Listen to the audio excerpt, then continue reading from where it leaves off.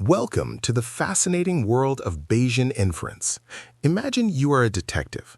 You start with a set of beliefs about a suspect, and as new evidence arrives, a fingerprint, an alibi, a DNA match, you don't just add this info, you update your entire certainty.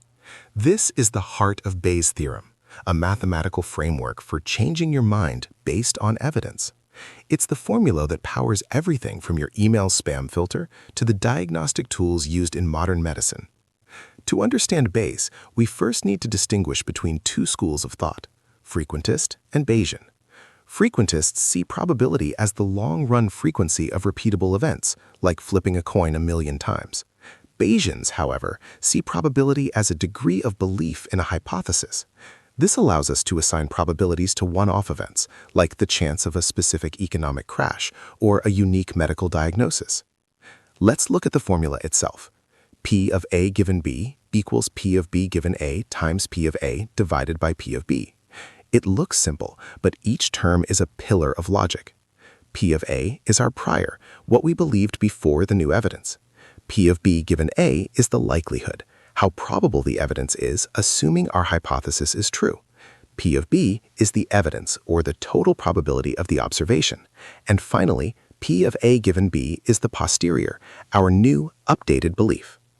Let's apply this to a real-world paradox, the rare disease test. Suppose a disease affects 1% of the population. There's a test that is 95% accurate, meaning it correctly identifies the sick 95% of the time and correctly identifies the healthy 95% of the time. If you test positive, what is the probability you actually have the disease? Most people intuitively say 95%. They are wrong. This is known as the base rate neglect. Using a probability tree, we can visualize why. Out of 10,000 people, 100 actually have the disease, 1%. Of those 100, 95 will test positive. However, out of the 9,900 healthy people, 5% will also test positive. That's 495 false positives. So, if you have a positive test, you are one of 590 people, 95 plus 495. The real probability of being sick is only 95 divided by 590, which is approximately 16.1%.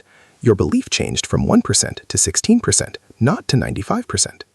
This logic is how your email provider fights spam. Every time an email arrives, the filter looks for keywords like winner, free, or account. Each word has a likelihood of appearing in spam versus legitimate mail. By multiplying these probabilities using Bayes' theorem, the system calculates the posterior probability that the message is junk. If it exceeds a certain threshold, for example 99%, it goes to the spam folder. In the legal system, ignoring Bayes leads to the Prosecutors Fallacy. Imagine a piece of evidence that only 1 in a million people share, like a specific DNA marker. A prosecutor might argue that there is only a 1 in a million chance the defendant is innocent, but this ignores the prior. In a city of 10 million people, 10 people would share that marker. Without other evidence, the probability of guilt is only 1 in 10, not 99.99%. Finally, Bayes' theorem is the backbone of modern artificial intelligence and machine learning.